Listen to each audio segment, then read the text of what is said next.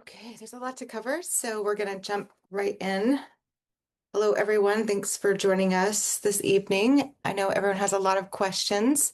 We've been hearing a lot of news about what this means for businesses, what this means for adult use, and I just wanted to make sure you all had the space to really hear about what this means for patients. I hope you leave with a better sense of what's happening, where we're going, and where you fit in. On April 23rd, we woke up to a press release from the Department of Justice that covered three actions taken by the administration.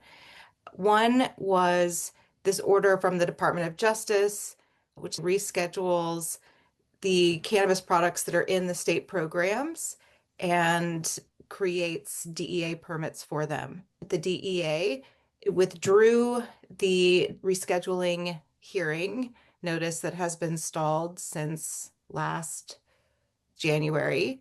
It withdrew the hearing, but not the DOJ order, moved cannabis from Schedule 1 to Schedule 3, and announced for a new hearing. Even though this press release announced these on the 23rd, we didn't see these in the Federal Register until the 28th. That's important because it looks like maybe they sent versions to Congress before they made the rule final, even though the press release said they were final rules until they're posted in the Federal Register. That's when they become law. The question I keep getting asked over and over is cannabis legal? Is marijuana legal? And the headlines can be pretty confusing. I think people are wondering how they're supposed to feel about this. This is a really big deal, but it does feel like when you pass a state medical cannabis law, you know that protections are on their way. There's probably a lot more work to get done, and that there's also still a lot of people that aren't protected. For me personally, today is the first day in 25 years that I have not been a criminal in the eyes of my government. That feels pretty amazing, and I I can't wait for everyone to experience that. Is cannabis legal now? Medical cannabis patients in states or territories or districts with medical cannabis laws, we're now on very different federal footing, but cannabis itself is not fully legal for anyone. All of these protections that I have right this minute, they change when I leave the district. And we may see clarification of that through various agencies. But as of right now, I can't take my medicine across state borders, and my protections change depending on if the state I'm going to has reciprocity. I think people are potentially confused about the order, but this is a really big day for medical cannabis patients. No matter what, our federal government recognizes our medicine as legitimate. It means that we are entitled to tax-free access to our medicine with federal protections. And for millions of Americans who rely on cannabis, this isn't just a policy shift. It affirms many of our lives in life, both as patients and advocates. This is a big step forward.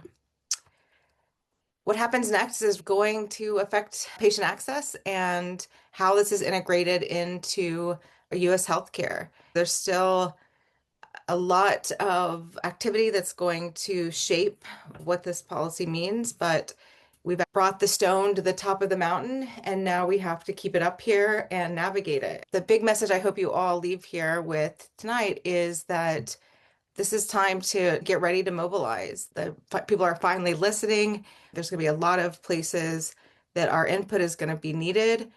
All stakeholders are still on the table. State regulators still have a role. Medical professionals have a role. It's time to dust off the disbelief and start thinking about what you want medical cannabis to look like for you and or for your loved ones. I just want to say thank you so much to ASA members, our volunteers and sponsors who really helped make this happen today. The reason we're here is because of all of your hard work. I keep thinking over the last few days how many people I wish were here to see this. As a patient advocacy organization, we definitely have lost some pretty amazing activists over the years, and we definitely wouldn't be here without their contribution as well. 6 million patients who are following or registered somehow with their state law. That includes 22% of veterans. It includes potentially 1 out of 5 older Americans. We now have federal protection, and our federal government recognizes our medicine. For our members and supporters, a way that I can really explain what this order does that's going to make sense. The Department of Justice order creates a kind of a national medical cannabis program, but the differences are pretty significant. So instead of being at HHS through the Office of Medical Cannabis, Cannabinoid Control, it's at DEA, which is not necessarily where we want it to be. Instead of a Schedule 6, it's at Schedule 3. And instead of serving all patients across the United States, it serves those who are in states with medical cannabis programs. There isn't a lot of guidance right now for the various federal agencies.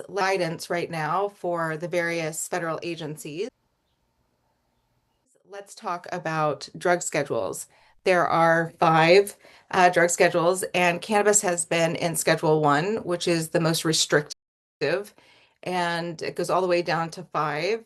Those are drugs that still need some control, but aren't seen as having a potential for abuse. In Schedule 1, there's heroin, LSD, and there's cannabis sitting right next to it. Ecstasy is in there. Cocaine is not, methamphetamine is not. Those are drugs that are also seen as having accepted medical use. That HHS and FDA have found that there is accepted medical use of cannabis in the United States. It can no longer be in Schedule 1 no matter what. Schedule 3 substances are still controlled, and we'll talk in a minute about what that means.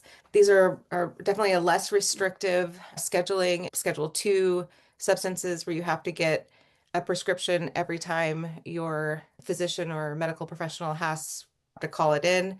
There's still, it's seen as seeing some abuse potential, but again, definitely much easier on researchers.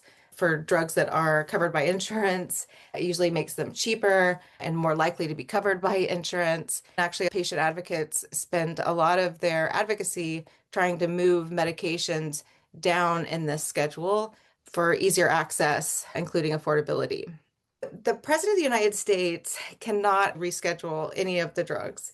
And even though we saw campaign promises like during the Trump-Harris campaigns, there was nothing that they could do directly.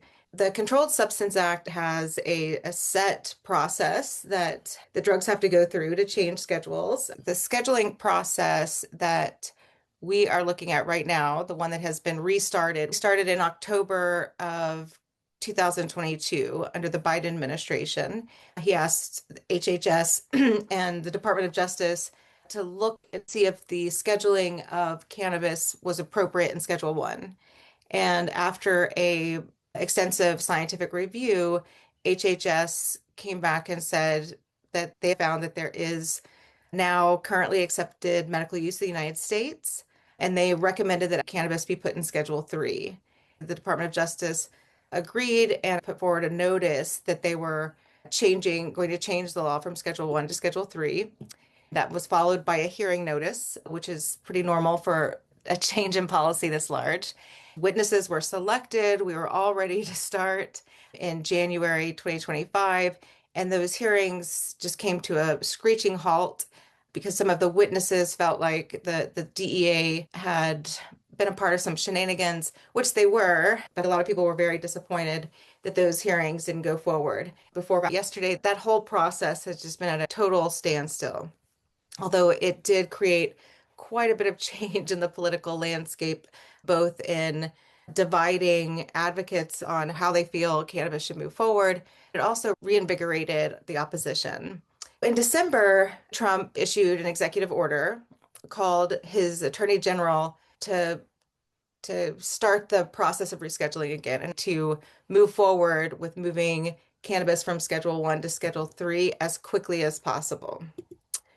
This is where those 2 items that I mentioned, the withdrawal of the hearing and a new hearing, come into play. Instead of dealing with the mess that the DEA of the last administration had created within that hearing process, they decided just to start over and keep the proposed rule from the last Department of Justice, just start at the point of a new administrative hearing. This is the process for rescheduling. It requires a scientific review at HHS FDA level. Honestly, all of the past rescheduling petitions, this is where they stopped because HHS never found that there was accepted medical use. The DEA and Department of Justice never moved forward with this process. We are right here. You can see my little "you are here." They've set the date as of yesterday, and the clock is ticking on the 30 days for people to apply to testify at the hearing as an interested party. The only people who will be testifying are people who can prove that they will be harmed by cannabis moving to Schedule 3. Just because you don't think that's the right schedule, that's definitely not a legal form of standing to testify. After that hearing, the DEA will issue a final ruling, and from there, there's a 60-day judicial review period. During that time, there's also an opportunity for congressional review and for people to challenge not only the findings, but the process. For many drugs, the rescheduling process is not this complicated. For cannabis, some of these rescheduling hearings have taken over a decade. We're hoping this will move more quickly.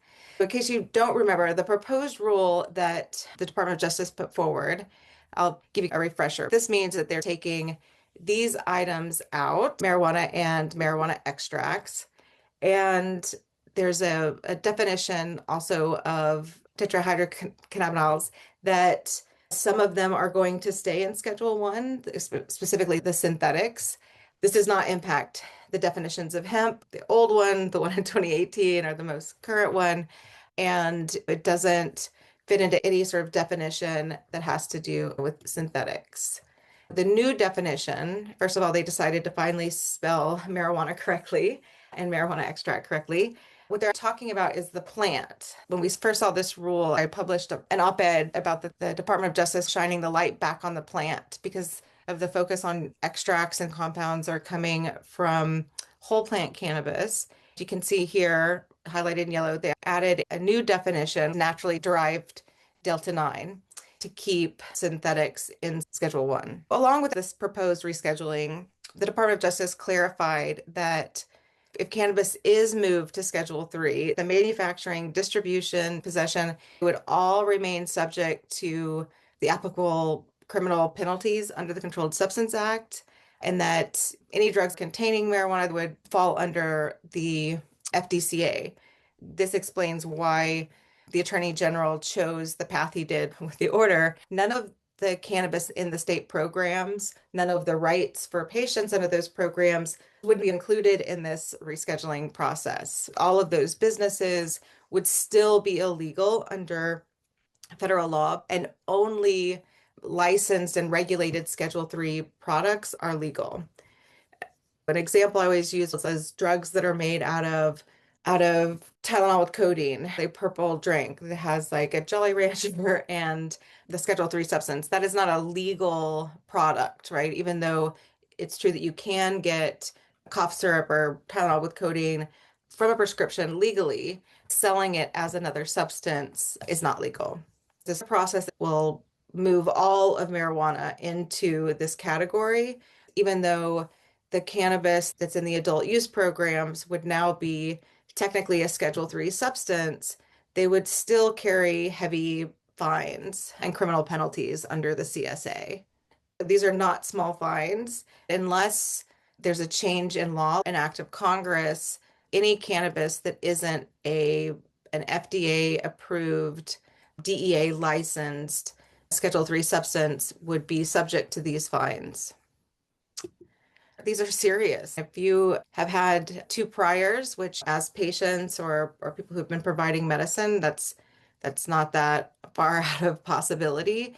There are possibilities of life and fines up to $20 million. This is definitely a far cry from cannabis being legal or decriminalized. A hearing that is set for June 29th at 9 a.m.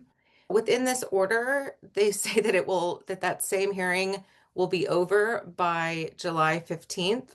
I think that's optimistic. Many of these hearings have taken years. The one that was just withdrawn, almost 3 months.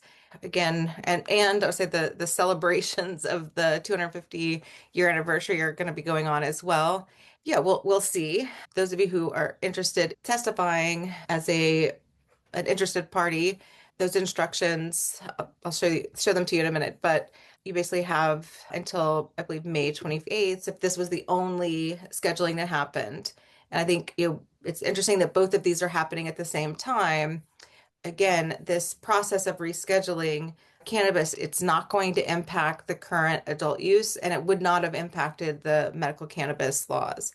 It would not require a prescription to participate in the state programs. But if there was an FDA approved drug, that's where prescriptions would have come in. And the reason I have this here is that there was a lot of misinformation, a lot of fears around what would happen if cannabis was Schedule 3. There was also harmful or maybe optimistic rumors about what Schedule 3 would mean for the ability of cannabis businesses to deduct business expenses. And while it is true that as a Schedule 3 substance, cannabis businesses would no longer have to worry about 280E being applied to their business, which is a tax code that says that you cannot deduct business expenses from a business that is either Schedule 1 or Schedule 2 substances. But that is not the only tax code. And in fact, it was an enhancement that was added to the drug laws during a wave of heightened war on drug sentiments from Congress. In the United States, no matter how you make money, you are obligated to pay taxes. I think Al Capone, they didn't get him on murder or for selling alcohol. He went to prison for not paying taxes on those illegally gained funds.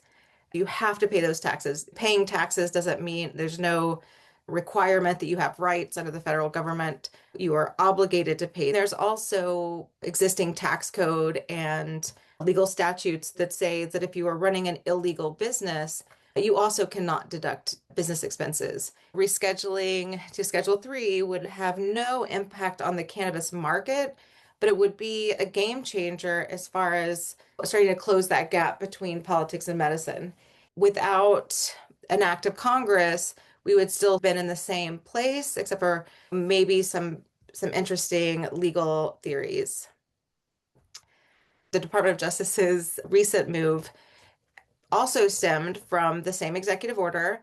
A lot of people may not have understood what this meant, but where he was talking about moving cannabis from Schedule 1 to Schedule 3, he told his attorney general to complete the rulemaking process that it was started in a manner that was in accordance with federal law and to look at this statute, 21 USC 811.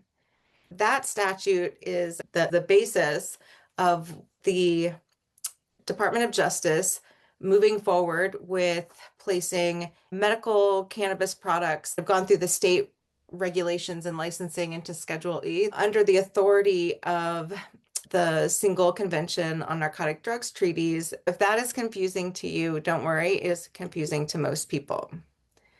The authority that the Department of Justice is referring to is that when we signed on to the UN drug treaties in 1961, part of our obligation in signing that treaty was that we had to create an authority within to implement those laws in our country. Congress took that mandate and turned it into the Controlled Substance Act. One of the caveats in one of the powers it gave to the Attorney General was this power that if something changed at the UN level, that the Attorney General could act outside of the process that we just talked about as far as the rescheduling, going to HHS, going through that whole process, depending on Congress.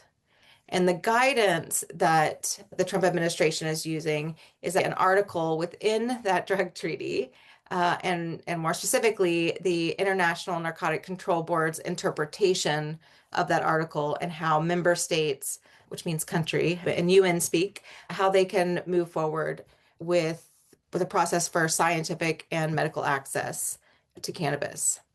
The other thing that was in the order is he also said even though he didn't need to rely on the findings of HHS, he also said to take advantage of his powers under the Controlled Substance Act because of these findings. Just bear with me for a minute because I need to explain our relationship with the international treaties as far as our country goes and our Constitution, as well as the Controlled Substance Act.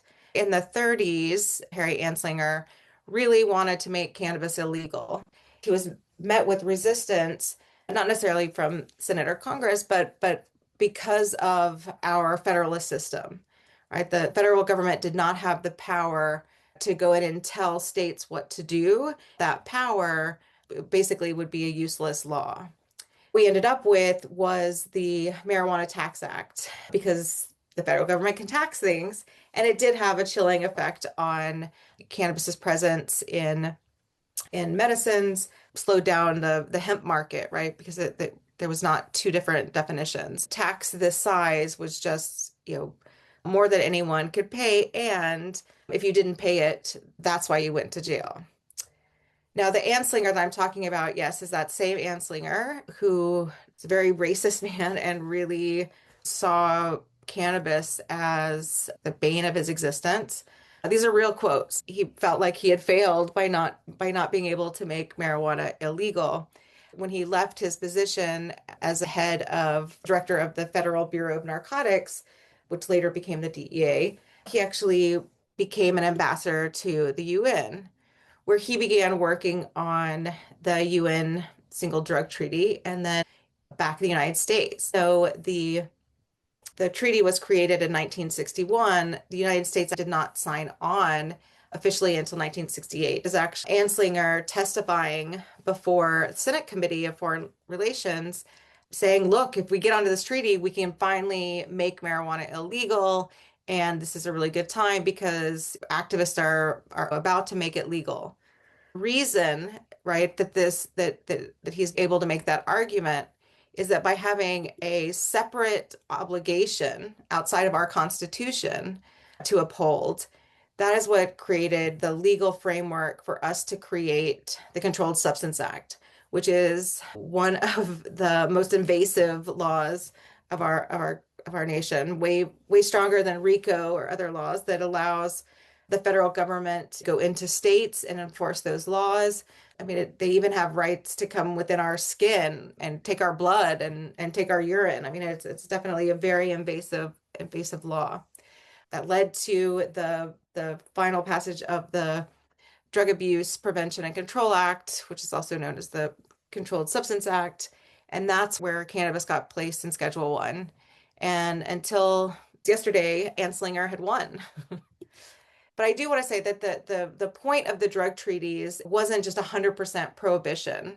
Our role in global society wanted to make sure that narcotic drugs and psychotropic substances that they were available for medical and scientific purposes, right? This wasn't just about making sure no one had them. This was supposed to ensure that they were available to patients and to researchers. And an ongoing debate at the UN is you have the same organization trying to meet both goals. Can law enforcement really thinking about making sure that people have access who need it, or are they only thinking about prohibition? And I think we know the answer historically what that's looked like here and as well as on an international level. Americans for Safe Access with other patient advocates worked on a 15-year long campaign to change the scheduling of cannabis at the UN level so that we could change those laws here.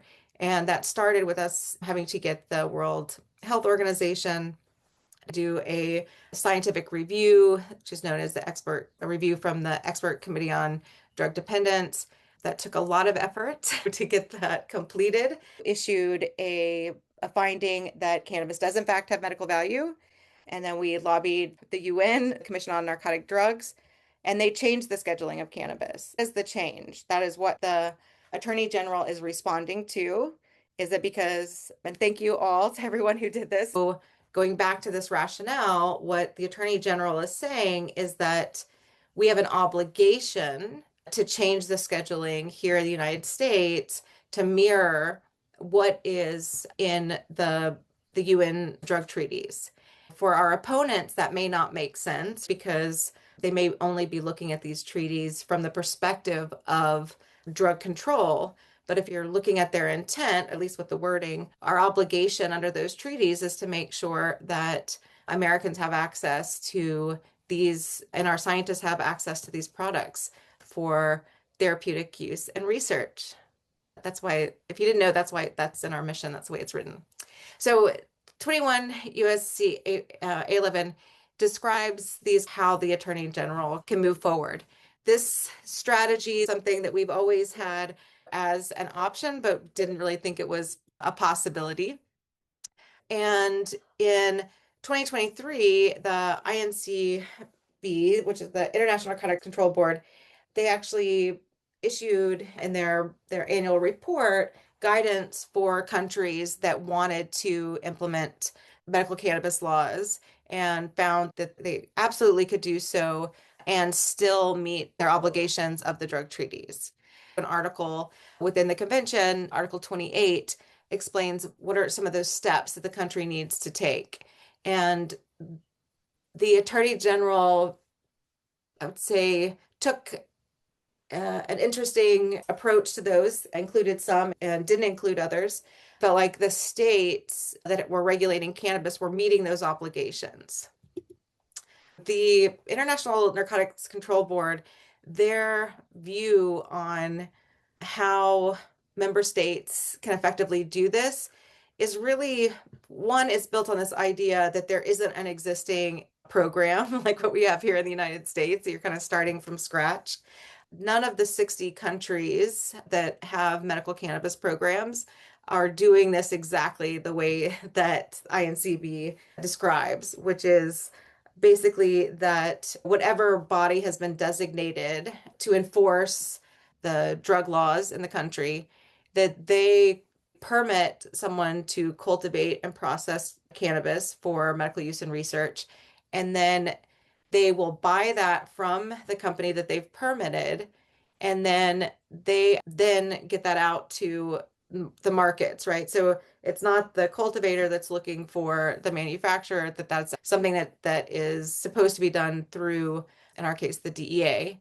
And then the closest function that we see is that really distributors are the ones like in Europe that purchase cannabis from the government, and then they're responsible for getting it to manufacturers, to pharmacies, to researchers, as well as getting those through orders for international trade.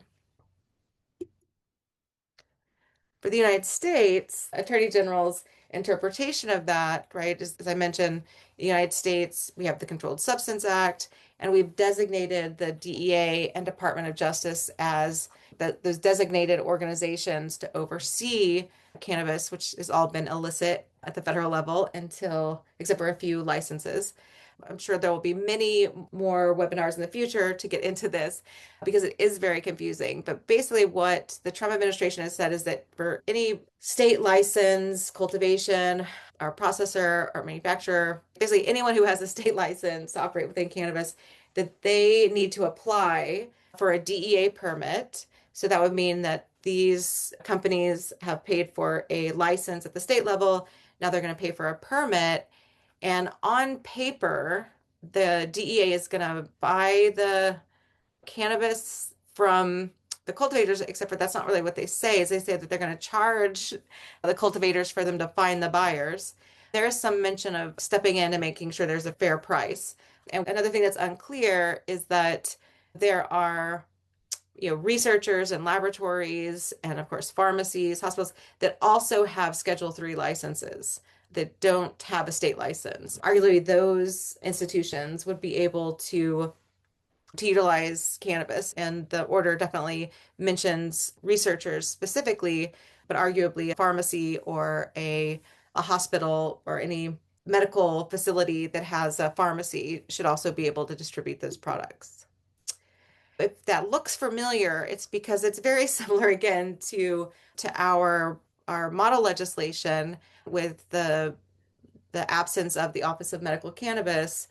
And I think what we're going to find out pretty soon is also the absence of what happens next, right? Like, what if not enough state licenses that get the permit? Is the DEA going to issue more permits? So what happens if you move too quickly into exports to other countries without making sure that the patients in those markets have access? So there will be lots to unpack in the future. I'm sure many of you came here for this specific topic, which is, what do the new federal cannabis laws mean for you?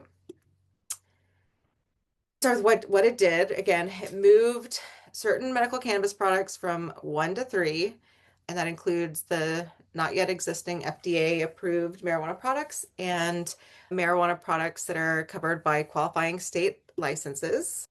It recognizes state medical cannabis programs that were part of the medical landscape, right? Those regulations qualify and are enough to meet the criteria of the UN drug treaties.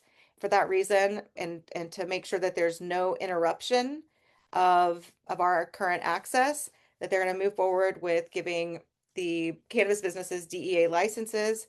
And for the purposes of federal law, our patient's registration is equivalent to a prescription. And again, this is for state authorized patients. We have the rights and protections under the American Disabilities Act, the Fair Housing Act, and Section 504 of the Rehabilitation Act. It means that we have protections against housing, employment, healthcare not being made for us because of our patient status. We have protections against being treated like criminals for just possessing our medicine. It means that we have the right to federally subsidized housing. It means that we have the right to use our cannabis in healthcare settings. It means that we can be federal employees if we want to, that we can't be discriminated against within veterans care or other federal systems. I've been waiting a long time to say that sentence. Medicines are not taxed, and neither is their supply chain. And cannabis companies are trying to figure out whether or not they want, what it's going to mean for them to get that medical license. There's an opportunity for people who maybe were running a medical shop that couldn't pay payroll because it was just too expensive, to maybe look at those finances again and see what that would mean if you're not paying taxes on the supply chain. And for patients, like, this is part of our right. For cannabis businesses, it means that if you have a state license for manufacturing, distributing, or dispensing medical cannabis, that you have 60 days to apply for a DEA license. And some of the questions we don't know the answers to yet is what that means for dually licensed adult use and medical. This is all depending on definitions set forward in the UN drug treaties. They're likely going to have to make a decision about which market they're going to serve. Here's another thing that we have to keep in mind and be ready to continue fighting for is that the order, it says that the administrator they must grant the registration to those businesses unless there's something that would be inconsistent with public interest, and it's defined under 823. And under those factors, there's something that's pretty concerning, which one of the factors that would be grounds to deny the registration is if the person applying has a prior conviction record at the federal or state level that relates to the manufacturing, distribution, or dispensing of these substances. That people have been working on around equity. It's a huge problem. It does explicitly mention the 280E burden, and the Treasury put out something that said that they're going to give guidances soon. But as of right now, the Treasury is the only agency that has said that they have some guidance coming. I'd love to see the same urgency around patients' access and civil rights. For researchers, it says that they can do research on cannabis that's through these DEA registered state licenses, which is really exciting. They're still going to have to comply with the requirements of the FDA. This is definitely a huge step, closing some of the gaps between what researchers are researching and what patients are actually using, which will also help the communication between doctors and patients. This order, it does not fully legalize cannabis. It doesn't deschedule cannabis or decriminalize it. It doesn't legalize adult use, legalize synthetic cannabinoids, and it doesn't change the rules around the Food, Drug, and Cosmetic Act. So any of the requirements around becoming an FDA approved drug, any of the safety requirements, labeling, and allowable claims. This is going to be an area where I think, especially under the allowable claims, that companies are going to have to really watch out for.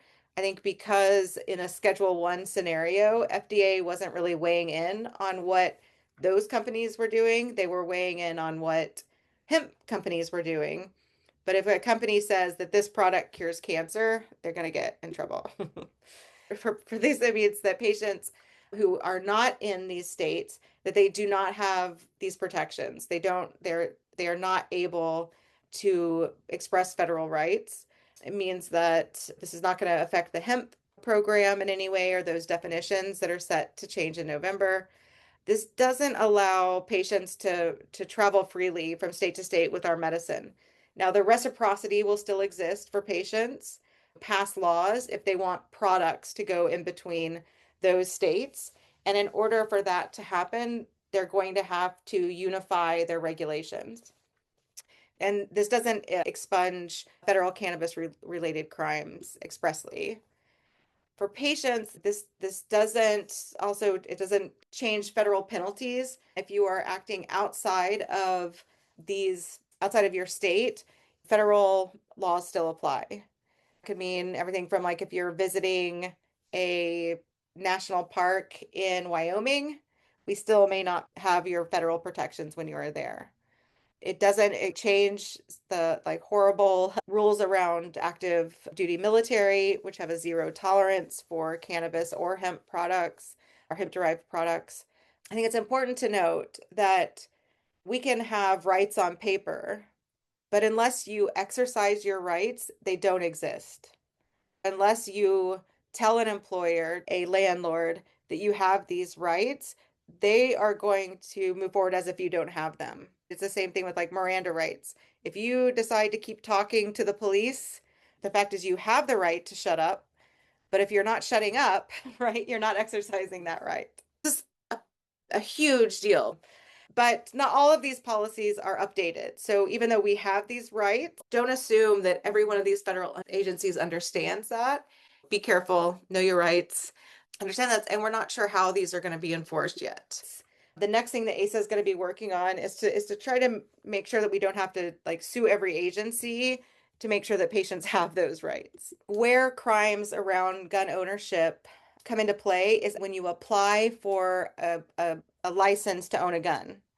The question that is asked is if you are using a legal drug, something that's illegal at the federal level, and if you are a registered medical cannabis patient at the state level, you are not. No. And so for registered medical cannabis patients, you can own a gun. Pew, pew. There you have it. So, right from the Texan's mouth. That's right. At the beginning of Trump's first term, you guys may remember this campaign where we looked at the things that Trump had the power to do within his agencies to stop evictions and to stop discrimination across these various agencies. He did not do that.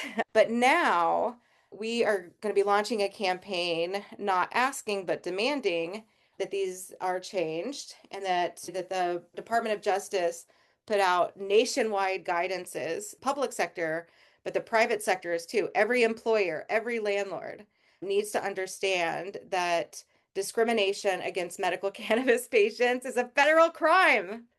Sorry, I've been wanting to say that so long. I'm very excited about that you'll see in your inbox and probably over social media is that we are creating a sign-on letter to Trump that is requesting that he direct the Department of Justice to issue this memo and to tell HUD to revise their policies. HUD can't evict people current HUD policy says that we're not allowed to use cannabis and subsidize, but they gave landlords the discretion if they found out that a patient was using their medicine, whether or not to evict them or not. That discretion is now discrimination.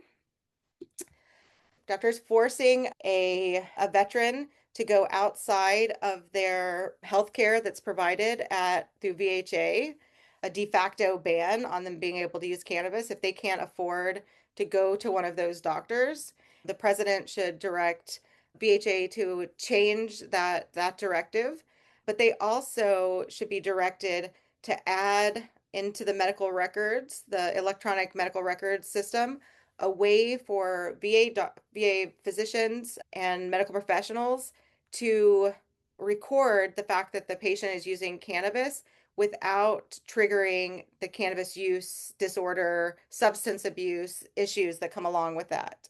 I know medical professionals within the VA system have told me to tell patients not to talk to their medical professionals because the only place in the electronic system to record that is that it's abuse. It means that can mean that they're treated differently when it comes to pain. It creates all sorts of other issues for veterans. So that, if they're doing either one of those, that's considered healthcare discrimination. They need to tell the Office of Personnel Management to stop drug testing federal employees. Interesting about the laws around this is they are probably going to have to stop drug testing every employee at the pre-employment level or random drug testing for cannabis because under ADA protections, patients do not have to disclose their medical conditions. And if they have to explain to either a future employer or employer why they're going to fail a drug test, that means that they will be disclosing their medical condition. And that was the argument we used in the District of Columbia that forced them to issue a district-wide ban on drug testing of cannabis that will apply to the private sector as well.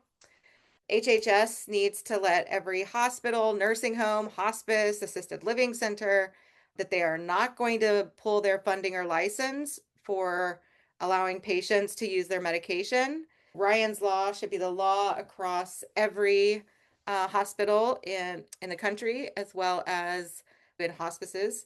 Refusing a patient care because of their medical cannabis use is now, it's a federal crime. And not allowing active military to use cannabis medicines, I think now our conversations are more about these policies becoming in line with federal law. Next in this area is that all rulemaking executive orders, they're subject to certain types of review, a process that's about, as well as this executive order. There could be congressional review. We could see judicial review.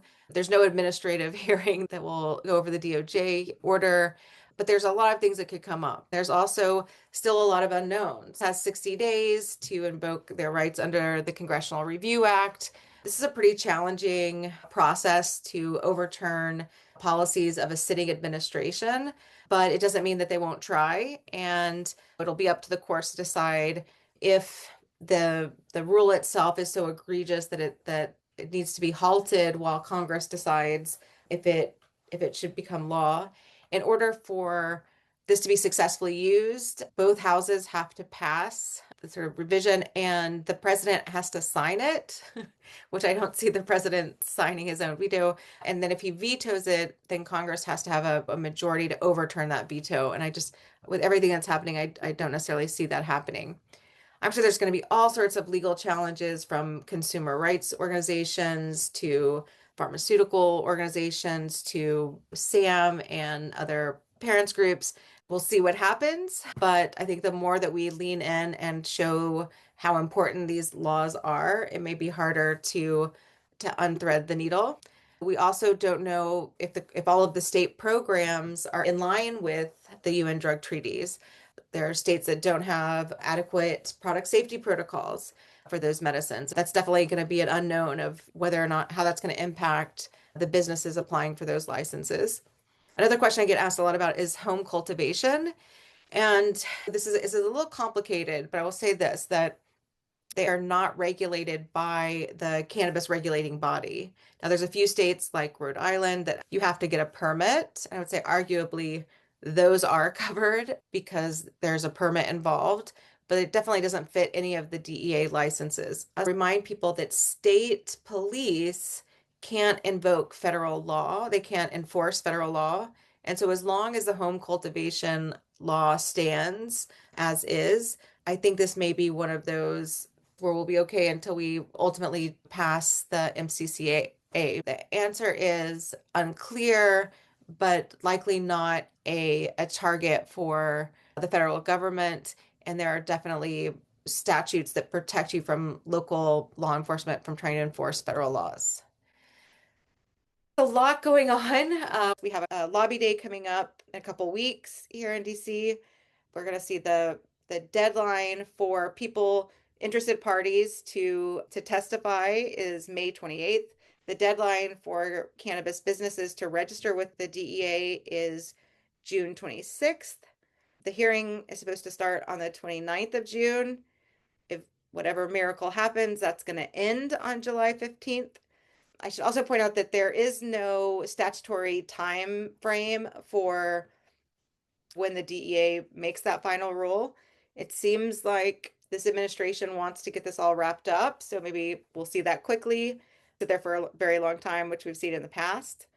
November is when the new hemp laws come into place, and none of this impacts those laws. And I don't think that those laws are going to change before November 11th, which is why we're going to be doing a lot of work with our states here pretty soon. And December 26th is the 6-month target date for the DEA to approve the medical cannabis registrations. They said that they were going to try to get that fast tracked in 6 months. It's going to be a busy end of year. I would encourage everyone to make sure that you are signed up to get email alerts from us. Definitely put these dates in your calendar. Appropriations, we cannot forget about that this is all of these efforts are still subject to some issues around appropriations. There is a big divide between how the president feels and how the leadership of the Republican Party feels, who currently have power in Congress. We've been talking about changing the schedule. We've seen these sign-on letters of Republicans, and these are not marginalized Republicans. These are Republicans that are actually in charge. They're sitting on very important committees for us. We've got to stay engaged and keep our eye on the ball. This is the leadership in the Senate that could definitely impact how these move forward. I think appropriations is key. This is the process of Congress giving money to the various agencies. There's a lot of arguments about whether or not we still need those protections. I'll take all the protections I can get from the Department of Justice enforcing cannabis laws in states with medical cannabis. The current version of the CJS actually added back this ability for the Department of Justice to enforce 21 USC 860, which is the special use zones. You can look at any presentation I've given over the last couple years to hear about what that means. But by the way, we did get Nebraska in there. Congratulations. Congratulations, Krista. And a big thank you to our compassionate candidates in Nebraska for raising attention on that. There's language in there to actually stop the rescheduling process, right? To defund the Department of Justice from being able to carry out the rest of that hearing. Every single congressional appropriations committee that we're looking at, we don't have friends there, which means we've just got to apply so much more pressure to make sure that we're able to move forward and build on what the president has done rather than try to scrape to keep it together. In the backdrop, I think it's really important to understand that the president is talking about medical. He's definitely has gone out of his way to say his opinion about the differences between the two. We know that Project 2025 has been clear about the rights that they think that the federal government has to enforce those laws. We still know right before the shutdown last year that the Department of Justice told U.S. attorneys to vigorously enforce possession laws in state parks. We know that they're are talking about using RICO and other forces to go into states to implement federal laws. We also know that there has been a request for a RICO task force to look into marijuana laws. The fastest we can get cannabis into a Schedule 6, the better, because there are still so many people that are not protected under this order. It's really tough because I'm excited, but I also know how much work there is left to do and how many people think that we just won everything. It's important to remind people there's a lot to celebrate here, a lot of work to do. The legal side is figured out. We still need medical professionals to understand medical cannabis. We still need them to participate. And without filling these gaps, we're still going to have the stigma and discrimination against patients who use medical cannabis. What our comprehensive legislation would do and compare it to what we see in the actions of the Department of Justice, there's still a lot on the table. This isn't necessarily modernizing our approaches to medicine. It's just creating a fast track, which can be good, but still we need some guidance for all the stakeholders. This doesn't necessarily expand access, especially for those states that are most likely never going to pass medical cannabis laws. It doesn't ensure product safety. We still have every state having their own interpretation of those. We're going to have to fight for ending discrimination. And if you don't know, the way that we implemented the state laws was that we had to sue literally every agency to make them implement the state laws. And I would rather not do that. I would rather see guidance from either Congress or from this administration telling them that we have rights. We need to see harmonized laws, not just within the states, federal, but also international policy, so that we can both have expressed rights for patients, but also collaborate more in research and product development. All of these rights that there is definitely still a need for the work that we're doing. We still need Congress to pass comprehensive legislation. But I think that I've realized the more I've been talking about this over the last few days is that maybe now people can actually understand what we're talking about. We're talking about sort of what this administration just did, but housing it more in healthcare and less in law enforcement. And so some of the other differences that are important, the MCCA had regulations for all cannabinoid products. I'm not talking about the loophole issue in the Farm Bill. There's still, FDA has said that it cannot regulate products containing cannabinoids. So that means even the legal products are not subject to product safety reviews. Cannabis and hemp, they're the same plant, they have the same issues. There's no clarification on interstate commerce. I think probably what we're going to see happen is that each state is going, if they want interstate commerce, which I don't think states necessarily do, is that states will have to pass laws allowing them to trade with each other, which means that they'll have to figure out how to harmonize their regulations, which were all things that were going to happen under the Office of Medical Cannabis. I think that a lot of the tension that we're feeling on Capitol Hill as far as agencies asking, what does this mean, was really why we had the Office of Medical Cannabis. It was there not to replace federal agencies, except for DEA. They would take DEA out of cannabis, but give all of these agencies the guidance they needed to implement medical cannabis laws. We're in a very similar phase, as I mentioned before, phase one of what our legislation did. But phase two and phase three are going to come up really fast. We are focusing on exports and imports before we figured out our current marketplace. What is that going to do? What's the next phase after we have the state licenses? Is the federal government going to issue new licenses? It still needs to be worked out. Luckily, we know what the answer is to some of those, and that's why the Office of Medical Cannabis and Cannabinoid Control is so important. So is staying involved. So I'm hearing a lot of people say, okay, I guess we'll just have to wait and see. And I think you can imagine that's one of my least favorite statements or things to be told to do because I'm not very good at it. But neither is Americans for Safe Access, and we certainly wouldn't be where we are today if we were waiting and seeing. Instead of waiting and seeing which attorney or talking head is going to be correct about their interpretation, we are going to go on a full court press. We're in the offensive position, and we have a goal, we know where we're going, and this is where there's no apologies. People have questions about what this means. Let's tell them what it means, right? What we want it to mean. We're the ones who have been fighting for this. How people react and treat us is going to be a major part of how we interpret these laws ourselves. I hope you join us in DC May 13th and 14th. This will be the first time that we're coming on Capitol Hill, not as criminals. All you patients who come here, you will also be federally legal. ASA, along with US Pain Foundation and the Cannabis Businesses and Professionals United for National Medical Cannabis, Veterans Initiative 22. We are having a 2-day event, May 13th and 14th. The first day, we're going to be doing some skill building, going into more depth than what I can do in a 1 hour webinar, and really talk about how we're going to be what this means for our strategic plan and how to integrate your personal stories and experiences into your lobbying. So if you register by May 7th, I can guarantee that we can set up meetings with your 2 Senate offices and your members of Congress. Register now.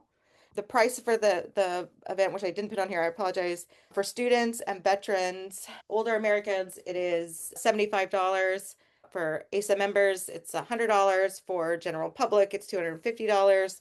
If that is a problem for you, email me. We'll figure something out. I always do. But if you can't make it, if you're unable to come to DC on May 14th, if you go on to our website and fill out this form, we'll actually take your letter to your members of Congress for you. So that way you're joining us. We can make sure that we're all represented. It is still hard for patients to travel, but we want as many people to be a part of this really important event. I don't know why I keep getting all teary-eyed. If you want to sponsor, which the sponsorship will directly tie to those people who may not be able to afford not just the registration, but also for people who need help with travel, please sponsor. The sponsorship levels start at $500. That will mean that we can waive the registration fee for some patients. It means that I can help them get on a plane, get on a train, road trip. That is the time to demand that there is implementation, not just from the Department of Treasury, but all of these agencies. Of staying tuned is that the next week, you're going to see a sign-on letter from us that we're going to deliver during our lobby day to Trump, basically demanding that we see guidance not just from Treasury, but that the Department of Justice should issue nationwide guidance that's clarifying the fact that we have these protections under the American Disabilities Act, the Fair Housing Act. We want to see changes in HUD housing policy with directives to landlords right away. We want to see the directives change at VA, not just of 1315 that prohibits healthcare workers from recommending cannabis or helping veterans participate in those programs, but also they need to change the electronic monitoring system so that for doctors who are talking to patients, they can actually write down that they were using it medically and not as a abuse potential. OPM, same thing. They need to stop drug testing medical cannabis patients. Guessing that these are our rights, we have to demand them. Not just looking out for patients, but we need to demand that the Department of Justice, the DEA, that they don't deny petitions for people in medical cannabis businesses that have prior convictions. I mean, those convictions come from laws that were created on misinformation in the first place. So we're definitely going to continue to fight for that and make sure that is not something that moves forward. And finally, we need the Office of Medical Cannabis and Cannabinoid Control to make sure that this is rolled out responsibly in a way that will serve patients. In order for us to make sure that all patients have this, we are still going to need to pass federal legislation. That's part of why this lobby day is so important. We still want Schedule 6. We still need there to be experts overseeing all of this and making sure that patients who can't afford to be a part of the state program, that they're not going to jail. We also have to look at there's some gaps between really like what's happening at the state level and what will be happening within a healthcare system. Campaigns you guys are going to see from us pretty soon is that we're actually putting pressure on the ACCME, which is the accreditor of continuing medical education that has prohibited continuing medical education to include dosage information or actually like practical information about integrating that into practitioners' care of patients. The fact that the endocannabinoid system is not taught in medical schools, we have found a pathway right into that, which is adding ourselves to a campaign that already exists within our current HHS, which is to include nutrition education in all medical schools. We have gone through the curriculum that is being put forward for those 40 hours and have integrated ECS education into that plan.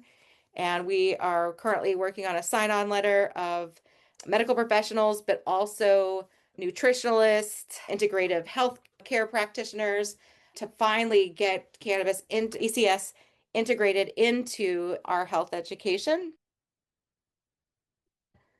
We are not leaving any patient behind. What just happened with the president's order, it's exciting. It shows that the pathway that we have been talking about at Americans for Safe Access for a very long time is possible, but we need to make sure that this is grounded in healthcare and that it's available to all patients. There's going to be actions at the state level that are going to be very important, that are going to determine whether or not your state may get to participate.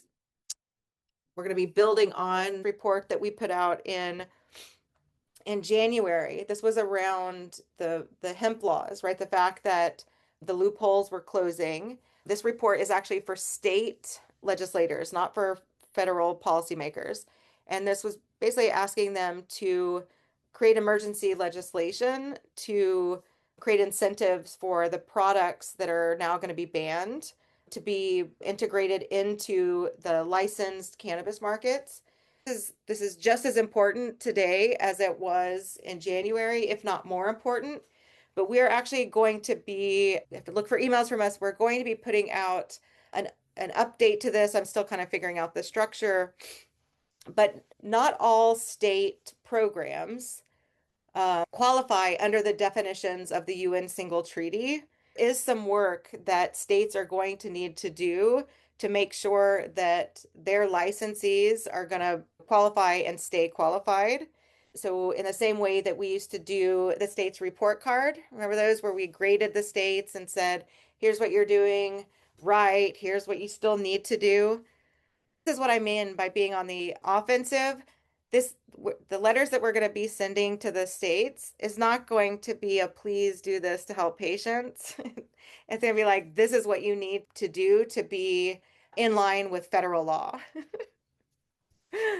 Sorry, it's pretty exciting. June is Cannabis Safety Month, critiques about cannabis and really look at the voices of parents and employers as really them having questions about what cannabis being integrated into our society looks like.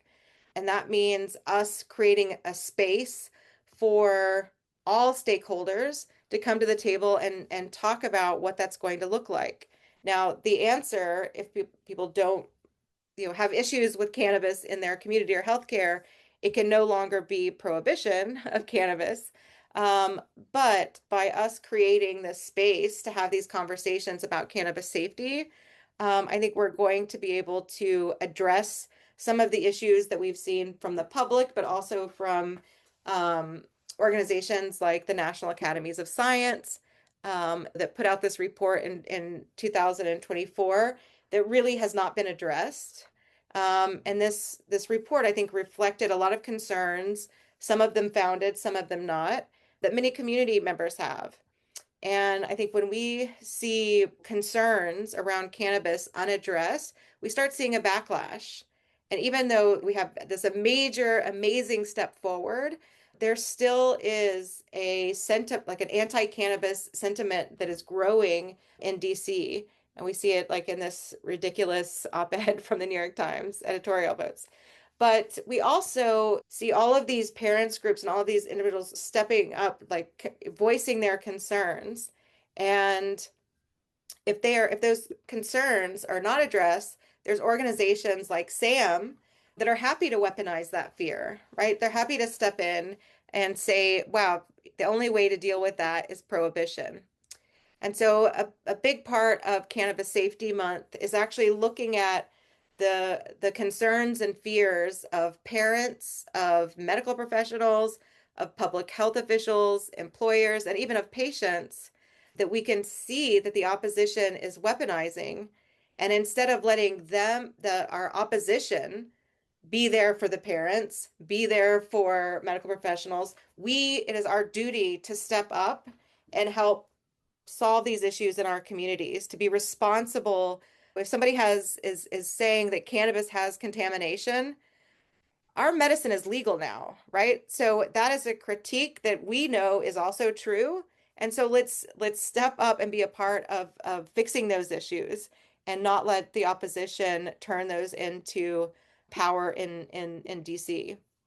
This campaign is going to be really exciting. There's opportunities for people to plug into some of the activities that we have at the national level. We're going to have posters and videos, and the American Public Health Association is partnering with us on the public health components.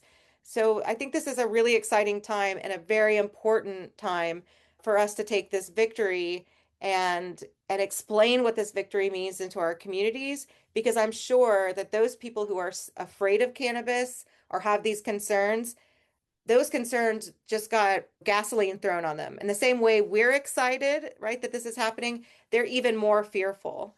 And so the best thing we can do is address those concerns now.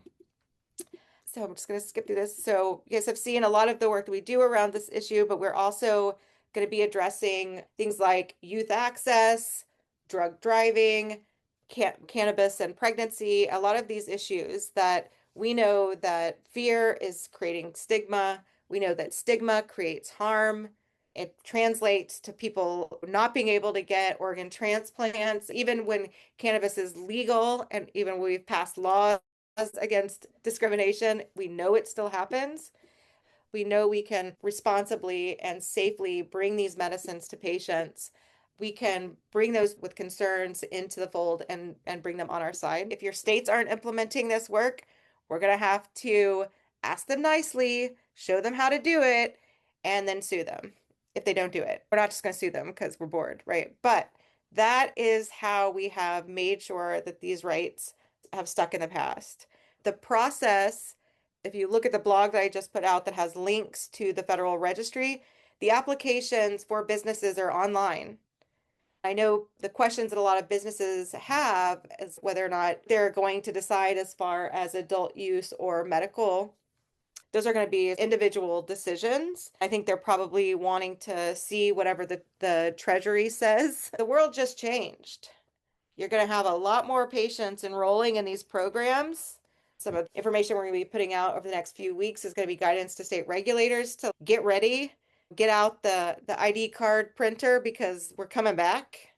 One of the major reasons patients stop enrolling is that there were no protections that it afforded them, right? But your ID card right now says that you have federal rights, federal protections, and part of those protections is tax-free medication.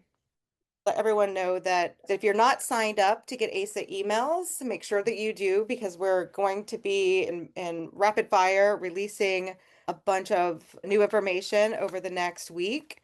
Add info at Americans for Safe Access, which is the email that you guys get emails from us. Sometimes they say they're from me, but it's info at, it's actually that email. Add it to your address book, and it'll be less likely that it goes into your spam folder. Add Americans for Safe Access into your contacts and use the info at safeaccessnow.org. Just put it in there. And then it doesn't guarantee, but it makes it more likely that when you get emails from us, you'll actually see them. We also have this great page up for campaign around voting. There's been a lot of gerrymandering. Your districts may have changed. There's a lot of weird things happening about your rights, like how you can vote. So we have gone to great leagues to make sure that everyone has that information. And also in the next coming weeks, we're going to have a webinar about restoring your voting rights. So in some places, some states have allowed people with felonies to actually go through a process to restore those rights. They're not automatic. So we have some exciting guests that we're going to be working with to make sure that patients know how to do that. Our vote for Compassionate Candidates campaign is just as important today as it was before this order, making sure that people who are being elected in this cycle know what patients want from them, need from them. We need to elect a Congress and Senate that cares about patients and are willing to finish the job. I remember, a lot of the things that were in the order were basically the limitations of what the Department of Justice could do under their interpretation of their powers in the UN single treaties, right? So um, the Attorney General couldn't do all of this, right? Congress is going to have to step up to do this. At this point, the administration has done all they can do as far as the placement of scheduling. They still have some work to do around making sure we're protected, but Congress is going to have to finish this. Within the Compassionate Vote campaign, part of getting candidates to agree to sign a pledge means that they want to see that people want to vote for them. So something you can do right now, tonight, that's super easy is you can sign this petition saying that you want to vote for compassionate candidates. This campaign we're going to be putting up more and more tools. If you go on to the advocacy component of this campaign, we already have ways for you to find your candidates, ways for you to start engaging with them. But right now, this is happening in real time, and I'm sure they want to understand what this means. We got gear, so you know it's a real campaign. For the next month, we're giving 24% off of our gear for Asa's birthday. And by the way, I just have to say, I really appreciate that the president chose our birthday week to reschedule cannabis. I think that was really nice. But here's the thing, y'all, like all of these things that we have to do to make this permanent, it takes money. We need $6 million over the next 3 years to make sure that these rights apply to everyone. Every medical cannabis patient gave me $1 right now, we'd be good. So if you can give $5 a month, $10 a month, if you can write that $6 million check, let me know. I'll start driving your way right now. But pharmaceutical companies are not going to give us this money. Cannabis companies are not giving us this money. It has to come from us. And the reason that Americans for Safe Access is here 24 years later and why we continue to fight for patients is because we only take money that allows us to fight for patients, right? Yes, there are a lot of people I could take checks from right now, but I wouldn't be allowed to do the work that I'm doing, and there's no way that I would do that, right? We need a full-time lobbyist right now in DC. I'm in DC, but I can't get up to Capitol Hill every day. We need infrastructure, right? We need somebody else that is answering our info email. Um, so the last thing I want to tell you guys about that I think is really important when it comes to having the budget to do this is that we're also launching a anti-discriminatory campaign, and we're asking we have a new intake format. We'll be asking for anyone who has been discriminated against after April 23rd by their federal government, by their employer, by their landlord, by a hotel, by anywhere, because of their medicine, to let us know, and we will be able to start building cases to make sure that, it just takes one good lawsuit with a great PR, to make sure that employers change their policies. But again, that takes funding. But this is how we did this in the beginning. For those of you who haven't been around since we first started Americans for Safe Access, when we started, it wasn't just the federal government that patients had issues with. The 8 states that had passed laws, they weren't implementing those laws, and ASA was able to um, get stories from the patients, find out who was being harassed by law enforcement, and we were able to sue California Highway Patrol. We were able to sue the DMV, sue cities, sue counties, sue everybody, right, who wasn't implementing the medical cannabis law. And when we won those lawsuits, and honestly, sometimes when we didn't, we were able to add the language from those victories into all of the other state laws. Like the cycle is now starting on the federal level, and we're going to have to fight for each one of these protections. And yes, there's going to be a lot of companies that are suing for other things, but that's actually not about us. We need to function. We need to be have cannabis be a part of our everyday life. We need cannabis to be a part of our everyday healthcare, and we're the only ones who are going to do that. And so I just want to say thank you all for fighting alongside me for 24 years. Thank you for letting me fight alongside you for 24 years. And let's finish this. Like we're so close. But it's not just going to happen. So to get those updates from us, here's how to do it. Become a member if you're not, donate, and stay involved. So um, there are a little over 100 people on this call right now. Um, you guys have a lot of work to do to let other patients know what just happened, right? So we're going to help you do that. But really, we really need this weekend, take some stock and be like, what are the things that I can do right now to make sure that these protections last and are expanded to all patients? And that could be, printing up a flyer from ASA and posting it at your dispensary. Put it on the community board at your church, at your school, at your grocery store. Because of algorithms and the crazy laws still around advertising, um, social media is not an effective way for us to find the 6 million patients that now have these rights, or for us to reach the 90% of Americans who agree with us. Again, thank you to everyone. Thank you, Karen. Thank you to Brandy, to Nikki, to Amy, to all of our volunteers. Part of what you're also going to see from us is a request for more volunteers. We have a lot of work to do. We're literally basically taking our all of our work and resources and putting it on our heads, right? So that we're now instructing people what to do, not asking them what to do. And that is, we're updating our state pages right now. We have some awesome resources that people can put on their websites to direct patients and medical professionals to understand what these laws mean.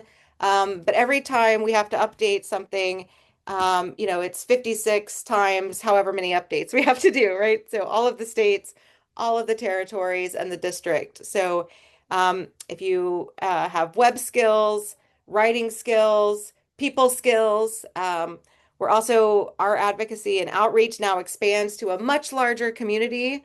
And so those other organizations that you belong to, those are going to become even more important for you to be an ambassador for medical cannabis to those organizations. And I've just been waiting to have this webinar and this news for you guys for so long. So let's keep it up. Again, thank you all so much. And I have a feeling we're going to be talking really soon.